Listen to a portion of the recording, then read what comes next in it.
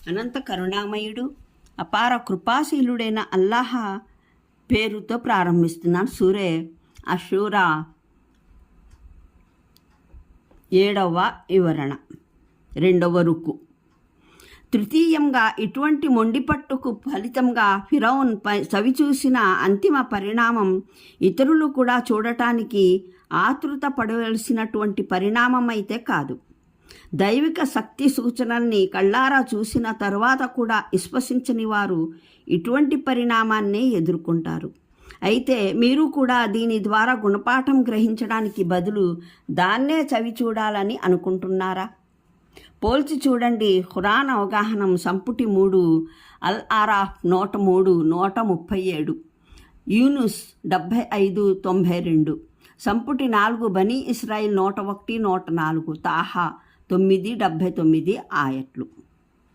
ఈ భావ ప్రకటనా విధానం ఫిరౌన్ జాతి ఒడిగట్టిన అత్యంత అత్యాచారాన్ని వ్యక్తం చేస్తుంది. దాని పరిచయమే అత్యాచార జాతి అనే బిరుదుతో చేయడం జరిగింది. అంటే మరో విధంగా అసలు పేరు అత్యాచార జాతి అయితే ఫిరౌన్ జాతి అన్నది దాని అనువాదం, టీకా అని భావం. అంటే మూసా, చూసావా ఎంత వింతైన మాట. వీరేమో తమ్ము తాము పరమ స్వతంత్రులుగా భావిస్తూ ప్రపంచంలో అన్యాయాలు అక్రమాలకు పాల్పడుతున్నారు. పైన దేవుడొకడు ఉన్నాడని, ఆయన తమను ప్రశ్నించనున్నాడని అసలు భయమే లేకుండా వ్యవహరిస్తున్నారు అని భావం. తాహా సూర 2వ రుకులో, హసస్ సూర 4వ రుకులోనూ దీని వివరాలు వచ్చాయి. దాన్ని ఈ ఆయట్లతో కలిపి చదివినట్లయితే తెలిసేదేమిటంటే హజరత్ మూసా అలైహిస్సలాం మొదటనేమో ఈ మహత్తర ధ్యేయంతో ఒంటరిగా బయలువెడలటానికి భయపడ్డారు. నా గుండె కుంచుకుపోతుంది అన్న మాటలు దీన్నే సూచిస్తున్నాయి. రెండవదేమో ఆయనకు తాను ధారాళంగా ప్రసంగించలేనన్న భావము ఉండేది. అందువల్ల ఆయన దైవాన్ని అభ్యర్థించారు. మహానీయ హారూన్ అలైహిస్సలాంను తనకు తోడుగా సహాయకునిగా ప్రవక్తను చేసి పంపమని, ఎందుకంటే ఆయన బాగా మాట్లాడగలడు. అవసరం ఏర్పడినప్పుడు ఆయన తనను బలపరుస్తాడు, ధృవీకరిస్తూ వెన్నుదన్నుగా నిలుస్తాడు అని. ప్రారంభంలో హజరత్ మూసా అలైహిస్సలాం అభ్యర్థన తనకు బదులుగా మహానీయ హారూన్ అలైహిస్సలాంనే ఈ పదవిపై నియుక్తులు చేయాలని ఉంటుంది. ఆ తర్వాత తననే నియమించాలన్నదే దైవేక్ష అని గ్రహించిన తర్వాత ఆయన్ని తనకు మంత్రిగా సహాయకునిగా నియమించాలని ఆర్థించి ఉంటారు. ఈ అనుమానం కలగడానికి కారణం ఇక్కడ హజరత్ మూసా అలైహిస్సలాం ఆయన్ని తనకు మంత్రిగా నియమించమని ఆర్థించడం లేదు. మీరు హారూన్ వద్దకే సందేశాన్ని పంపించండి అని విన్నవించుకుంటున్నారు. తాహా సూరాలో చేసుకున్న మనవిలో నా కోసం నా కుటుంబంలో నుంచి ఒకరిని నాకు మంత్రిగా నియమించండి, నా సోదరుడు హారూన్ని అని అంటారు. హసస్ సూరాలో విన్నవించుకుంటూ నా సోదరుడు హారూన్ నాకన్నా బాగా వాగ్బలం కలవారు కనుక మీరు ఆయన్ని సహాయకునిగా నాతో పాటు పంపించండి, ఆయన నన్ను ధృవీకరించడానికి అని పలుకుతారు. దీన్ని పట్టి కడపటి 2 అభ్యర్థనలు తరువాత చేసినవని ఈ సూరాలో ఉటంకించబడిందే హజరత్ మూసా అలైహిస్సలాం చెప్పిన మొదటి మాట అని అనుకోవలసి ఉంటుంది. బైబిల్ వివరణ దీనికి భిన్నంగా ఉంది. ఫిరౌన్ జాతి తృణీకరిస్తుందన్న భయం చేత తన నోటి మాధ్యమును కారణంగా చెప్పి మహానీయ మూసా అలైహిస్సలాం ఈ పదవిని స్వీకరించడానికి సమూలంగా నిరాకరించారని అది చెబుతుంది.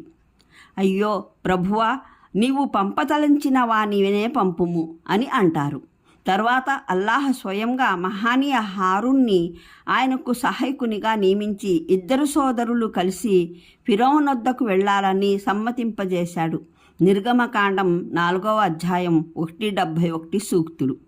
మరిన్ని వివరాలకు చూడండి ఖురాన్ అవగాహనం సంపుటి 4 తాహా పాదసూచిక 19. ఇది హసస్ సూర 2వ రుకులో వచ్చిన సంఘటనను సూచిస్తోంది. ఫిరౌన్ జాతి వ్యక్తి ఒక బనీ ఇస్రాయిలీయునితో పోరాడటం హజరత్ మూసా అలైహిస్సలాం గమనించారు. ఆ వ్యక్తిని ఒక గుద్దారు.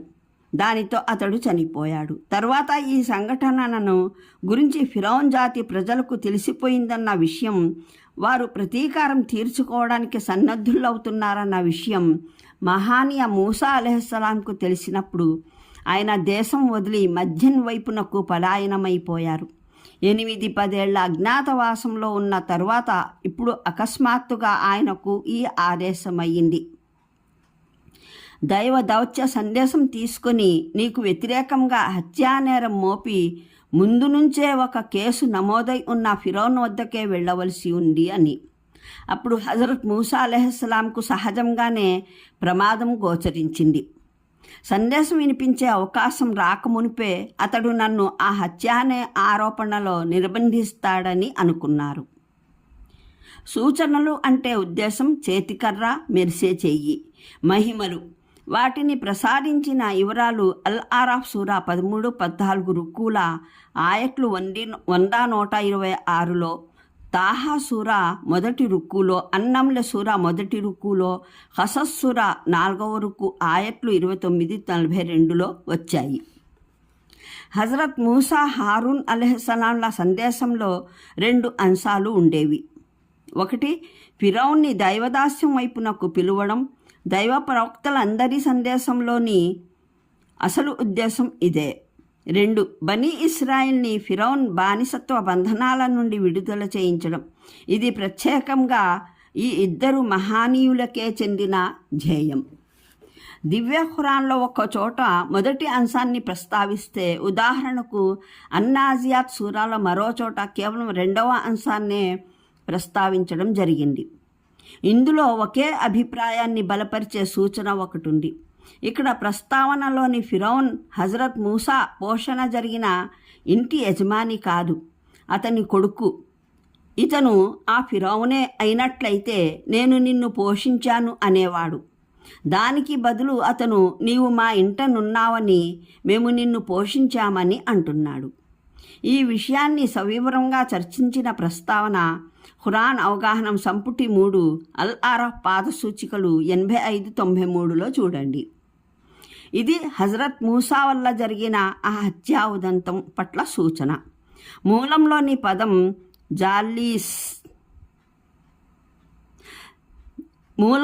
పదం జాఅల్లీన్ అన్న దానికి తప్పనిసరిగా మార్గవిహీనత అనే అర్థమే రాదు. అరబీ భాషలో దీన్ని ఎరుగకపోవడం, అమాయకత్వం, పొరపాటు, మరుపు, తెలియకపోవడం తదితర అర్థాల్లో కూడా వాడతారు. హసస్ సూరాలో వచ్చిన సంఘటన వివరాలను పరిశీలిస్తే ఇక్కడ ఈ పదానికి పొరపాటు లేదా తెలియక అనే అర్థం చెప్పడమే అధికంగా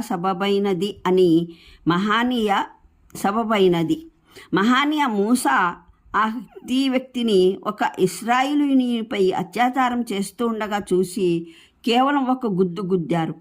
ఒక గుద్దుతో సాధారణంగా మనిషి చావడన్నది వాస్తవం. గుద్దడం అన్నది హత్యా సంకల్పంతోనూ జరగదు. కానీ యాదృచ్ఛికంగా దానికి ఆ వ్యక్తి చనిపోయాడు. అందువల్ల అసలు జరిగిన దాన్ని బట్టి అది కావాలని చేసిన హత్య కాదు, పొరపాటుగా జరిగిన హత్య. అయితే హత్య జరిగిన మాట వాస్తవం. హత్యా సంకల్పంతో చేసిన హత్య కాదు. హత్యా ఉద్దేశంతో వినియోగించే లేదా హత్యకు ఉపయోగపడే ఏ ఆయుధాన్ని, సాధనాన్ని వాడలేదు. అంటే జ్ఞానం, మేధో సంపత్తి, దైవ దౌత్య ఆదేశం. అరబీ మూలంలోని పదం హుక్మె అంటే వివేచన, బుద్ధి, కుశలత అనే అర్థము వస్తుంది. అధికార ధృవీకరణ అనే అర్థము వస్తుంది. ఈ ధృవీకరణ దైవం పక్షాన ప్రవక్తకు అందజేయబడుతుంది. దీని ఆధారంగానే ప్రవక్త అధికారికంగా మాట్లాడగలుగుతాడు.